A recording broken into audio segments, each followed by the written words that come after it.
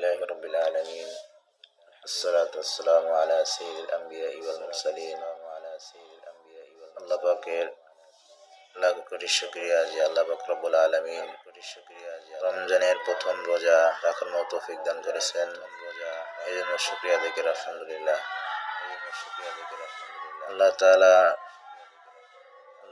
আমাদেরকে ভালোবেসে রমজান দান করেছেন, কিন্তু অনেকেই আছে যারা রোজা রাখতেছে না, রাখে না ইচ্ছাকৃত। আল্লাহ তাআলা তাদেরকে বুঝ দান করুক। নবী করিম সাল্লাল্লাহু আলাইহি ওয়াসাল্লাম বলেছেন, যে ব্যক্তি রমজান মুবারক পেয়ে গুনাহ মাফ করাইতে পারল না, দুনিয়ায় তার মতো অধম কেউ নেই। আল্লাহ তাআলা সবাইকে বুঝ দান করুক, সবাই যেন এই রমজানে গুনাহ মাফ করাইতে পারে সেই তৌফিক দান করুক। আমিন।